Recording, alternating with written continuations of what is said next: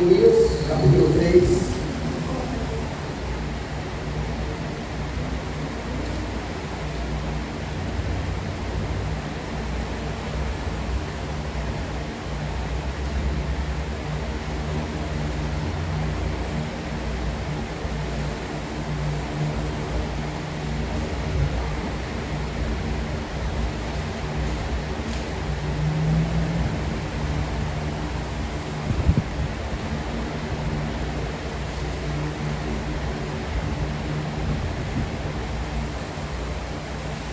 Sofonias capítulo 3, do verso 14 ao verso 20, e o segundo texto está em Filipenses capítulo 4, do verso 4 ao verso 7, tá?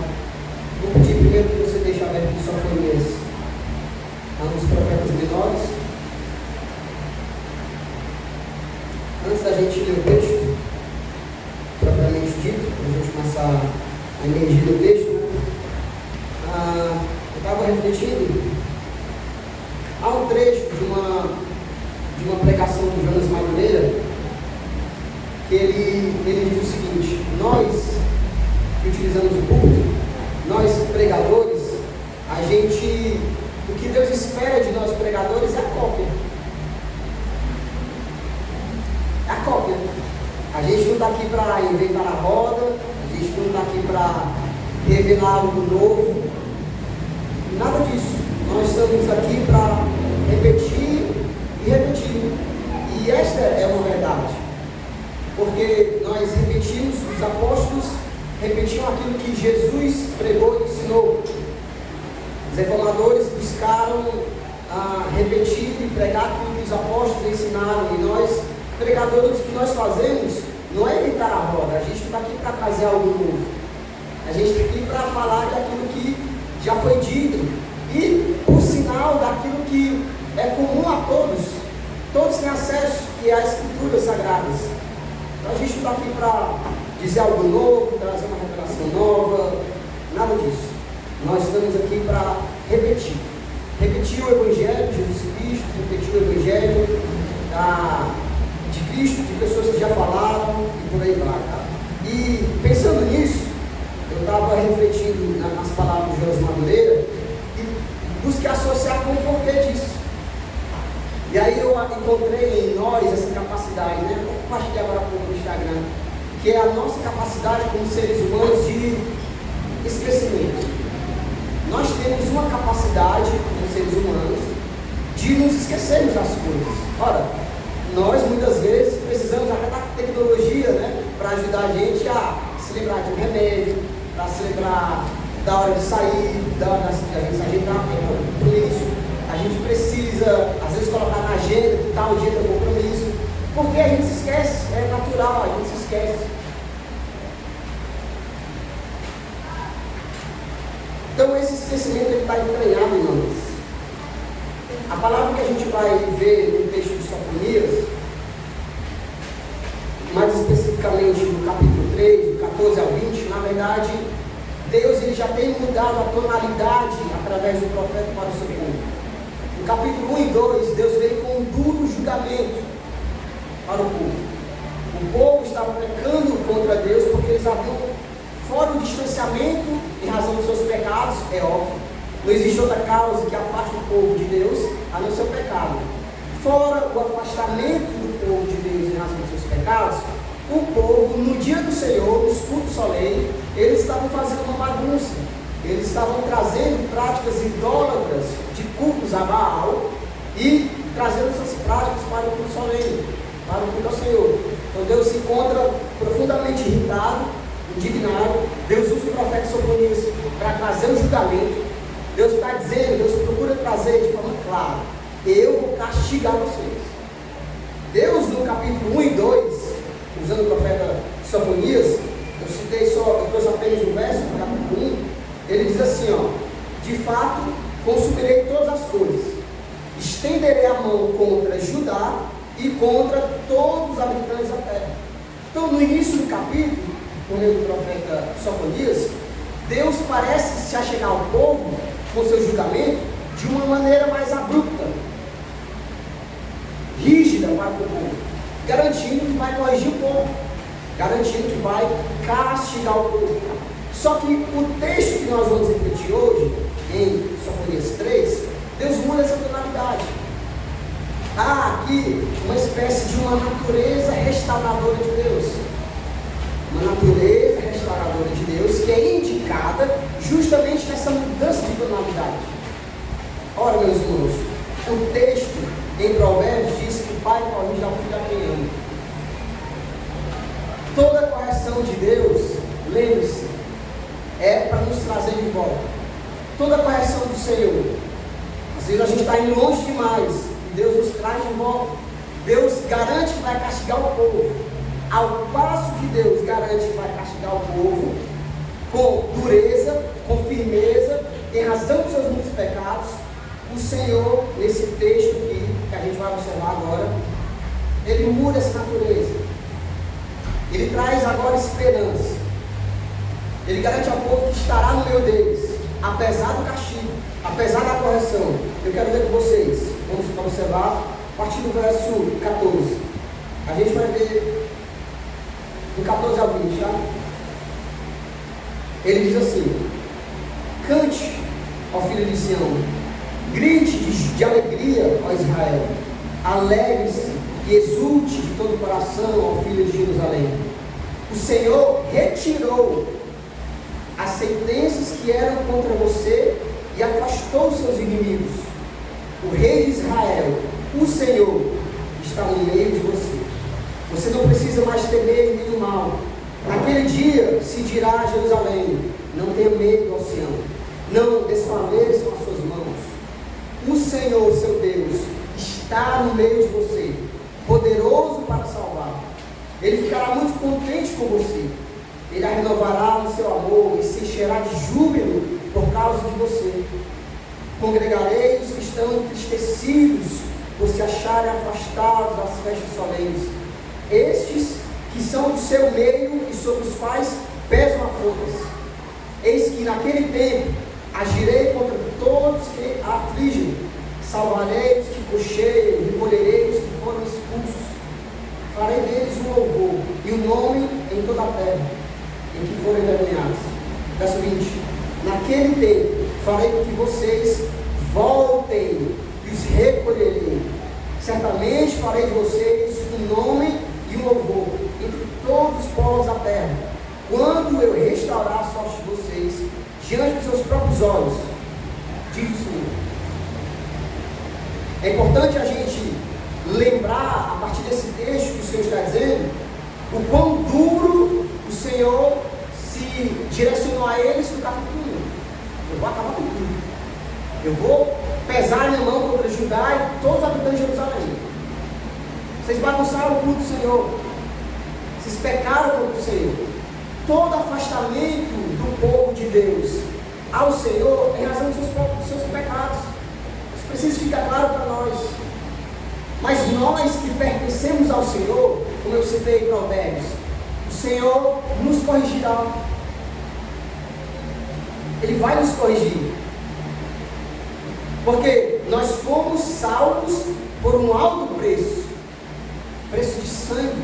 O precioso sangue de Jesus Cristo. Nós como igreja hoje, em Cristo Jesus, somos o mesmo povo da aliança. Deus garante que vai corrigir. Aqui nesse texto do capítulo 3, Deus está reafirmando a sua aliança. Eu vou corrigir vocês, mas não se preocupe, eu estou no meio de vocês. O Senhor está reafirmando a sua aliança. Se nós notarmos bem, meus irmãos, se a gente fazer um retrospecto do povo de Deus, essa parece ser uma verdade que está entranhada em nós. Por quê? De nós nos esquecermos do Senhor. Parece que está entranhado em nós. É óbvio, tem um pecado que contribui para esse esquecimento e uma série de outras coisas, negligência e afastamento, esfriamento, uma série de coisas. Mas o ponto é, o Senhor reafirma a sua aliança. Ele corrige o povo. Ele está dizendo, olha, no verso 17: o Senhor teu Deus está no meio de ti, Ele é poderoso para te salvar. Ele se deleitará em ti com alegria. O Senhor se deleitará no povo com alegria, não com o povo como o alvo da alegria, não, mas por aquilo que ele fez, ou por aquilo que ele faz. A alegria que o Senhor se deleita aqui é pela sua esperança. É o que Deus garante. Ele já começa a transicionar para o texto de Provérbios, de Filipenses, perdão, que é onde a gente vai mais esmiuçar o texto, tá? Assim como esse Senhor poderoso garantiu para este povo, apesar do castigo, apesar da dureza, apesar dessa forma abrupta que o Senhor se direciona ao povo, através do profeta Sofonias, assim como o Senhor poderoso garantiu ao povo, Ele também reafirma sua aliança para nós, a igreja do Senhor. Ele reafirma a sua aliança agora não mais por meio dos profetas. Ele reafirma agora a sua aliança por meio do Filho de Jesus Cristo. E o convite, meus irmãos, ele permanece o mesmo. O texto diz,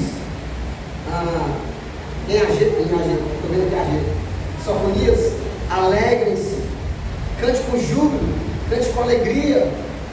O Senhor muda essa tonalidade e anima o povo nessa esperança de que Ele é Deus poderoso para salvar. E esse convite, barra ordenança, ele permanece o mesmo. Já quero que vocês abram os Filipenses.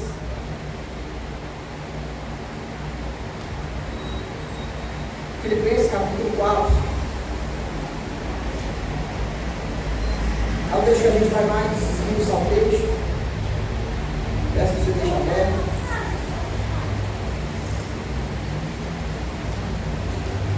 O Senhor afirma a sua aliança através do profeta Sofonias, que estará no meio do povo. O Senhor garante, apesar da correção, que estará no meio deles, e traz esperança para o povo. E o Senhor, novamente, irmãos, Ele permanece o mesmo. Ele afirma a sua aliança aqui em Filipenses, mas Ele vem com uma tonalidade mesma. Vamos ler Filipenses capítulo 4, ele diz assim: alegrem-se sempre no Senhor. Outra vez vos digo, alegrem-se, que a moderação de vocês seja conhecida por todos. Perto está o Senhor. Não fiquem preocupados com coisa alguma, mas em tudo sejam conhecidos diante de Deus os pedidos de vocês, pela oração e pela súplica, com ações de graças. E a paz de Deus, que excede todo entendimento, guardará o coração e a mente de vocês em Cristo Jesus. Então, o mesmo Deus que está falando para o povo, alegre-se, grite com júbilo, que Ele vai se deleitar neles, para aquilo que Ele é, por essa esperança que Ele traz. Ele está falando a mesma coisa aqui por meio de Paulo. Ora, alegrem-se sempre no Senhor. Aí ele diz, outra vez eu digo, alegrem-se no Senhor. Paulo utiliza uma repetição aqui para enfatizar uma verdade, irmãos. Que verdade é esta? A nossa alegria, a alegria do povo de Deus, ela não depende de circunstâncias favoráveis. Esta é uma verdade. A alegria do povo de Deus, a nossa alegria como igreja, ela não depende, ela não pode depender de circunstâncias favoráveis. Nós não podemos nos alegrarmos só quando as coisas estão bem, ou quando as coisas estão saindo da maneira do nosso querer. Tá bem, irmão? Tô bem, irmão, porque tá dando tudo certo. Meu ano foi, demais. Tudo aquilo que eu planejei saiu à risca. O Senhor me abençoe todas as coisas. Não é por aí. Não é bem dessa forma. Essa é a primeira verdade que nós observamos. O que Paulo está querendo dizer é: Ele, o Senhor, é a origem de nossa alegria e paz. É Ele. Não são as circunstâncias. Não são quando os planos dão certo. Não são quando os sonhos que nós articulamos e projetamos e nós oramos tanto, nós choramos tanto, deu certo. Não. É Ele, é a nossa origem. Ele é o fundamento. Ele é a causa da nossa alegria. É óbvio, irmãos, que quando Paulo diz, alegre-se sempre, outra vez eu digo, alegre-se, e há um imperativo aqui. Paulo não está pedindo, por favor, se alegre. É um imperativo. Alegrem-se. É uma ordem. Alegrem-se. Alegrem-se, povo de Deus.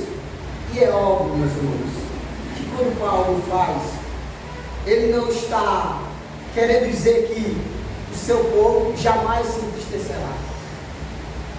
Ele não está dizendo que nós, como povo de Deus, nós não vamos nos entristecer. Paulo não está dizendo isso. Paulo não está dizendo que uma tristeza absurda pode tomar o nosso coração e nós estaremos em pecado. Paulo não está dizendo isso. Amém? Amém. Ou que em dado momento nós nos encontraremos angustiados. Mas o que então ele quer dizer, Luiz?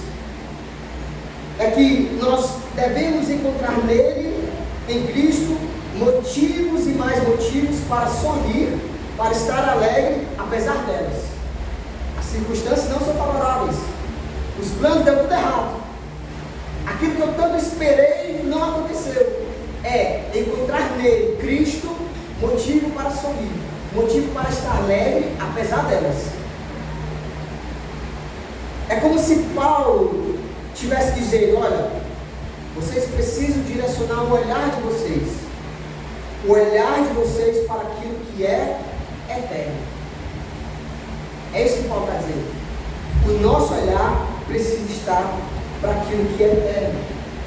Quando o nosso olhar está para aquilo que é eterno, que é o Cristo, escute, o nosso olhar está nele. Ele é a causa da nossa alegria. Ele é a razão da nossa alegria.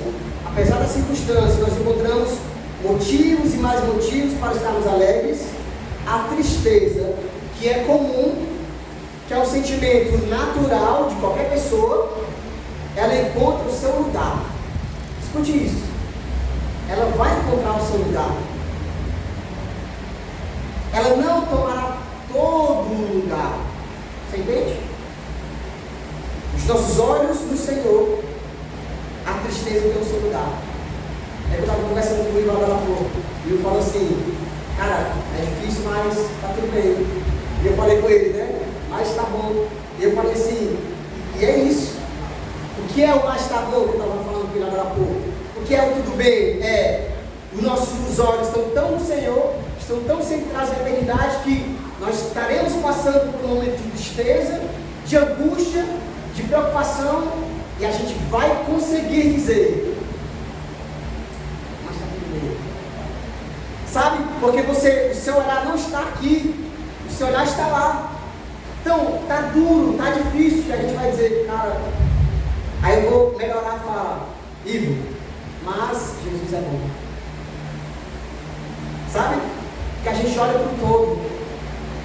Cara, não deu certo, eu perdi, eu fui esquecido, eu fui tocado. E aí a gente passa por um olhar mais panorâmico e a gente vai conseguir dizer, mas Jesus é bom. Por quê? Porque a gente começa a olhar para esses vários e vários motivos que nos trazem alegria. Eu posso passar o dia inteiro falando de vários e vários motivos. Vou citar um deles, o principal, nossa salvação. O salmista Davi vai dizer, quando ele se encontra envergonhado pelo pecado, quando ele se encontra angustiado pelos seus crimes de morte, que ele chama os seus pecados, ele pede para o Senhor devolver a alegria de sua salvação. Senhor, me devolve a alegria da salvação, Senhor. Sabe? Me devolve a alegria da salvação, Senhor. É como se Davi estivesse dizendo, Senhor, está uma loucura, está uma bagunça a minha vida, mas eu preciso disso. Isso me sustentará, isso me guiará. Isso não vai fazer eu viver de maneira desesperada ou louca. A alegria da salvação. É o que Davi pede ao Senhor. Senhor, me devolve essa alegria. Esse é o principal motivo de nós estarmos felizes e alegres.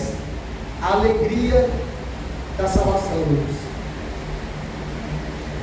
Por isso ele diz, alegrai-vos no Senhor. É nele. Se alegre no Senhor.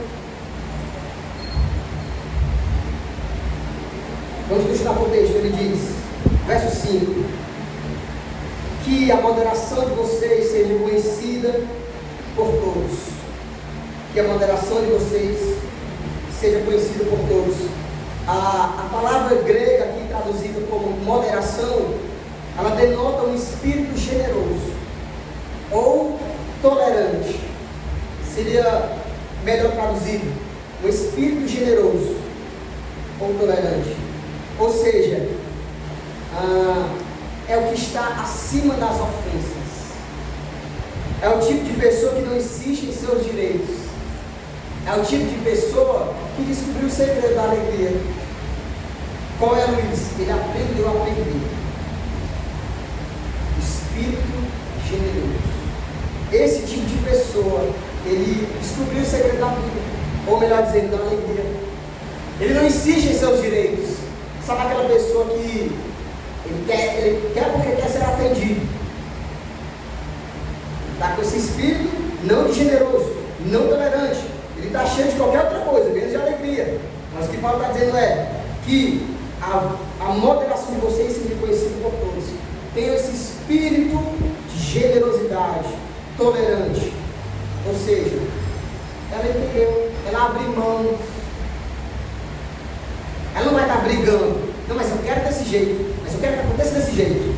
Mas eu fui afrontado, eu preciso devolver. Eu preciso e tal, eu vou devolver na mesma moeda. E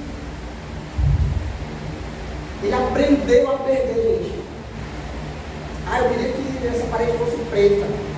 Não, mas você decidiu que era verde. Tá tudo bem. Tá tudo bem, então. Ok. Sabe? Cara, ele tá leve.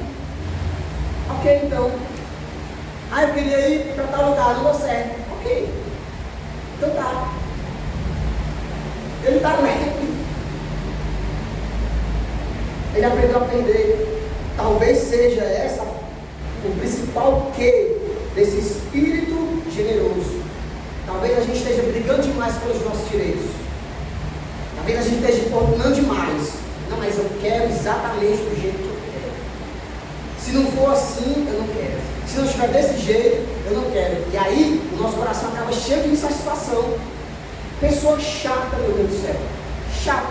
Que quer que as coisas aconteçam do jeito que ela quer. Mas a vida não é assim, alegria. Não é assim. As coisas saem do nosso controle. Que bom que elas saem do nosso controle. Ter esse espírito. Gente, isso é muito legal. O Senhor falou muito lindo. Cara, aprende a perder, cara. Aprende a perder, mano.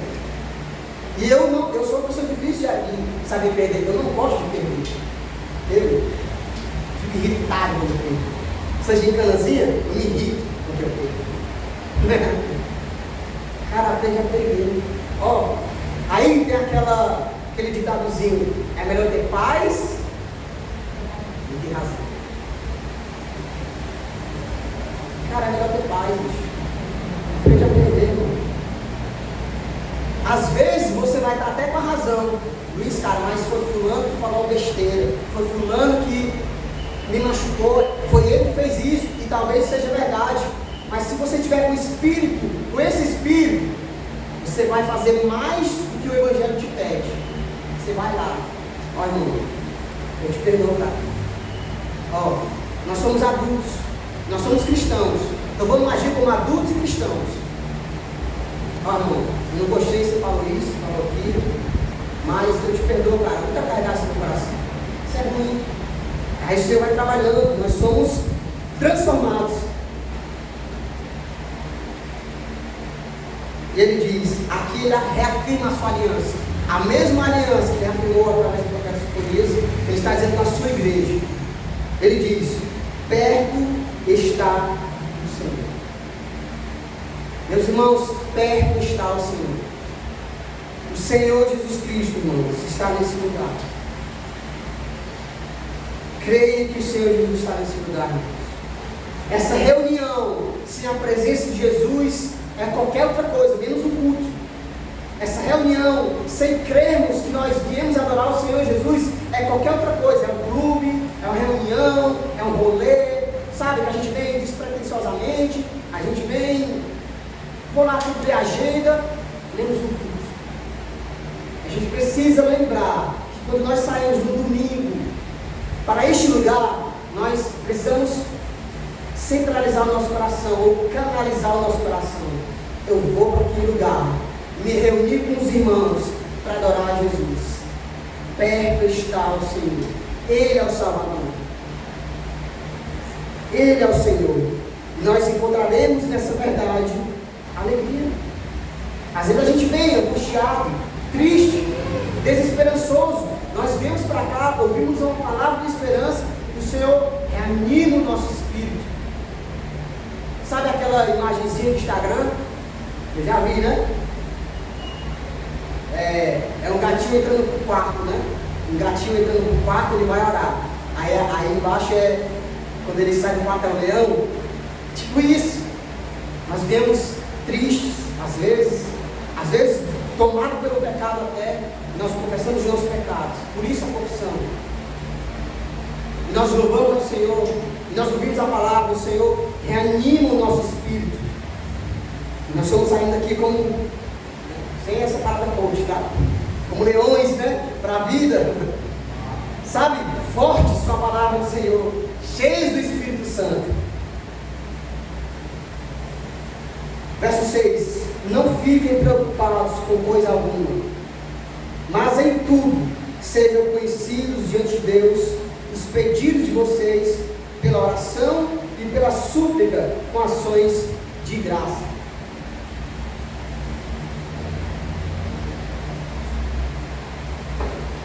Luiz, então Paulo está aqui condenando o meu pecado de ansiedade, porque eu tenho ansiedade.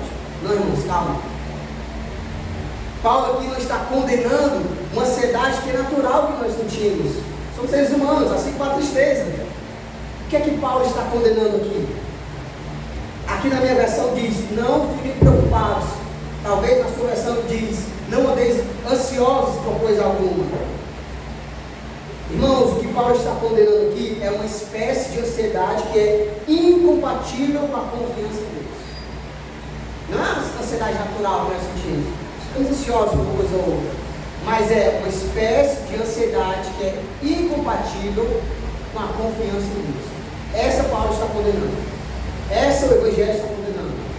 Vamos observar nas palavras do Senhor Jesus. Mateus capítulo 6. Abra comigo, por favor.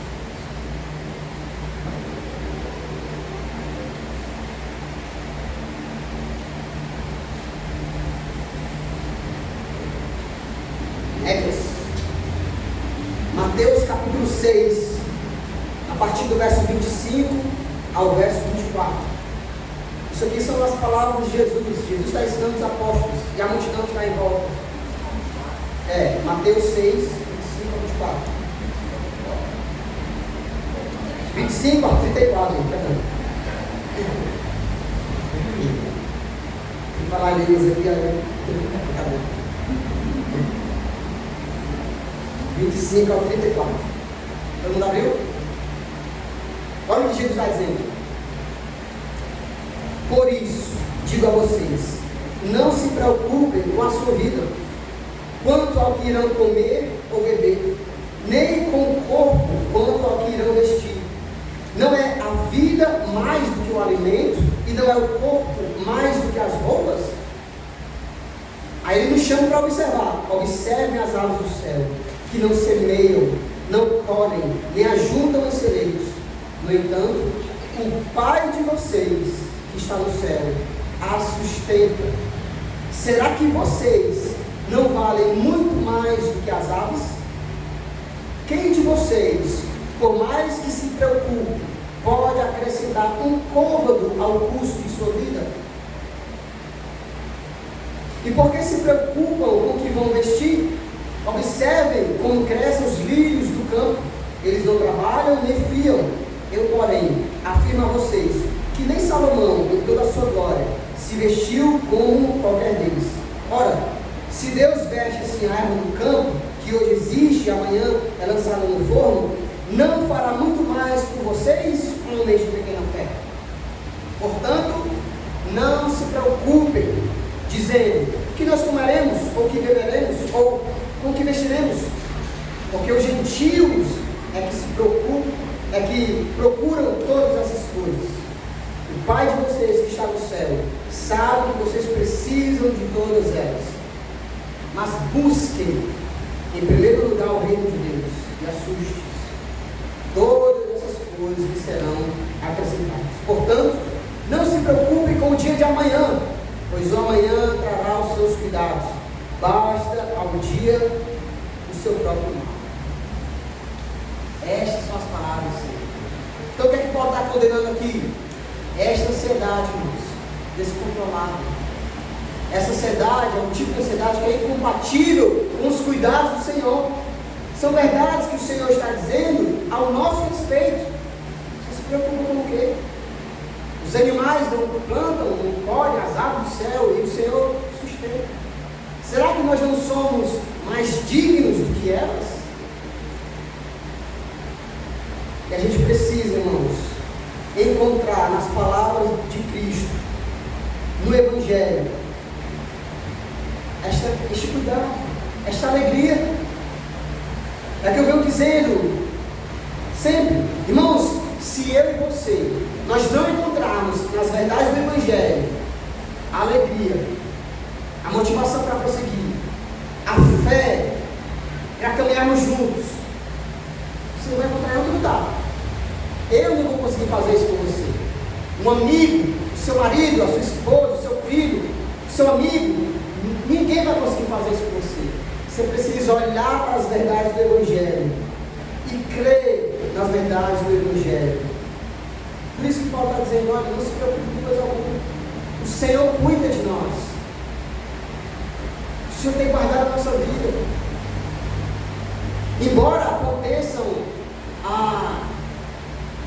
as circunstâncias que nos afligem, faz parte, irmãos. Faz parte, as tribulações que acontecem, faz parte. O dia atrasa, o menino adoece, o pai adoece, sabe? E aí vira um caos, daqui a pouco está um caos. Isso faz parte, isso é resquício do pecado. As doenças, as tribulações, cara, as dificuldades, faz parte, são tudo resquício do pecado. Mas o Senhor está nos garantindo o quê? Que Ele cuida de nós. Nós precisamos encontrar nessas verdades motivos e motivos para estarmos alegres. Apesar das circunstâncias, apesar da tristeza, apesar daquilo que nos aflige. Aí ele fecha. Aqui eu amo esse verso. Aí ele diz, verso 7. Tendo observado tudo isso, ele diz: e a paz de Deus, que excede todo entendimento, guardará o vosso coração e a vossa mente em Cristo Jesus. E a paz de Deus, essa paz, irmãos, é a paz que só o cristão verdadeiro consegue sentir. Que paz é essa, Luiz?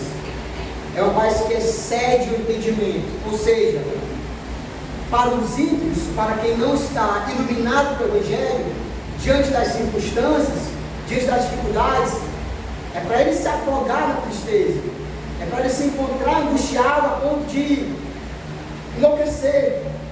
Mas essa paz, ela excede o entendimento. Ora, mas era para eu estar triste, mas era para eu estar cabisbaixo, mas era para eu desistir de tudo, mas era para eu abandonar tudo. Mas eu encontro uma paz que excede o entendimento. Ou seja, eu estou triste, mas tudo bem. Irmão, está com dificuldade. Irmão, isso me acometeu. Irmão, mas o Senhor é bom. Mas eu não me afastarei do Senhor. Mas eu não largarei a mão do arado. Mas o Senhor é bom. Mais e mais e mais. Porque ela excede o entendimento. Ora, era para o irmão se afastar, era para o irmão enlouquecer, era para o irmão pegar com o Senhor, era para o irmão chutar o balde e ir embora e enlouquecer. Mas ele está aqui. Você entende? Poxa, era para isso, mas excede o entendimento. Passa o entendimento comum, porque os olhos deste alguém que encontrou a alegria do Senhor estão na eternidade. Ele sabe que essas circunstâncias momentâneas, elas passarão.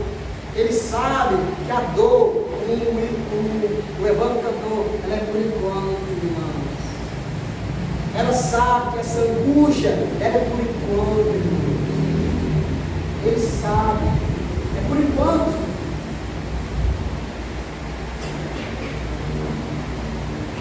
E esta paz, irmãos, guardará o nosso coração e a nossa mente em Cristo Jesus. São motivos, irmãos, e mais motivos, onde Deus reafirma a sua aliança, que nós precisamos encontrar nele essa alegria. O Senhor reanima o nosso espírito quando nós nos deparamos com essas verdades a nosso respeito. Verdades que revelam o caráter de Deus, um caráter de um Pai amoroso, um caráter de um Pai que nos corrige, para nos trazer para perto. Qual é o pai, irmãos, que vai corrigir o filho? Vou lhe corrigir, vou lhe mandar embora. Faz sentido isso, irmão? Estou lhe corrigindo para te trazer para perto, para você fazer o certo, para você ser melhor como filho. Nós encontramos as verdades do Evangelho, irmãos, o motivo para estarmos alegres, felizes em nossa salvação, apesar das circunstâncias. É no Evangelho, é em Cristo. Alegrai-vos, outra vez de alegrai-vos. Uma aplicação somente duas. Eu já falei aqui. A primeira delas é, irmãos, escute. Não nos esquecermos a quem nós pertencemos. Não nos esquecermos a quem nós pertencemos. Isso nos resguardará de adorarmos outros deuses criados por nós mesmos. Nós pertencemos ao Senhor. Nós pertencemos ao Senhorio de Cristo. E Ele já disse que tem cuidado de nós. Se a gente se esquecer disso, nós vamos nos desfiar, nós vamos nos afastar, e nós vamos pecar contra o Senhor. E a aplicação de hoje é: não nos esqueçamos a quem nós pertencemos. Isso é motivo de alegria. Isso é motivo de encararmos as lutas diárias com alegria, com mais ânimo. Eu pertenço ao Senhor, e Ele guarda o meu coração, e Ele guarda a minha mente. E a segunda e última, já estou encerrando, coloquei entre aspas aqui, né? Mas o Senhor é bom. Vou usar essa frase assim, de maneira bem prática. Quando você se deparar com dificuldade, com tristeza, com aflição, lute, tente, Senhor, olha isso, como o texto diz, apresentar em tudo, qualquer coisa, fale com o Senhor, rasgue o seu coração para o Senhor, tudo, seja honesto com o Senhor, seja sincero com o Senhor já te conhece, então fale, não fique temeroso, eu não vou falar dessa forma, não, fale, Ele conhece os nossos corações, e tente dizer: Senhor, apesar de tudo isso, o Senhor é bom, Senhor, apesar da dor, o Senhor é bom. Apesar da frustração, apesar da preocupação, apesar dessas circunstâncias, o Senhor é bom. O Senhor é a causa da alegria. O Senhor é a causa da salvação, de estar alegre. O Senhor é a minha causa de prosseguir. Amém, irmãos? Coloque isso no seu coração. Não deixe o pecado, a negligência, o esfriamento, o afastamento fazer você esquecer das bondades do Senhor, benefícios do Senhor, dos livramentos, do cuidado de Deus, das vezes que Ele proveu para você. Não deixe o pecado, o afastamento fazer você esquecer. Não deixe a dureza de coração fazer você esquecer e se afastar do Senhor. Não deixe. O Senhor é bom. Eu estou vivo, o Senhor é bom. Estou com saúde, o Senhor é bom. Eu tenho um trabalho, é ruim, mas eu tenho trabalho, o Senhor é bom. O Senhor é bom. O Senhor é bom. O Senhor é bom. Vamos orar? Você grava para o Senhor? Curva sua cabeça.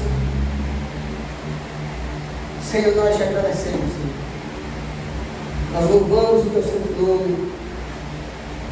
Nós te agradecemos, Senhor, pela tua palavra, que é viva e eficaz, Senhor, e penetra o nosso coração, a nossa alma, os nossos ossos, Senhor, e esquadrinha o nosso interior, revela para nós a nossa condição.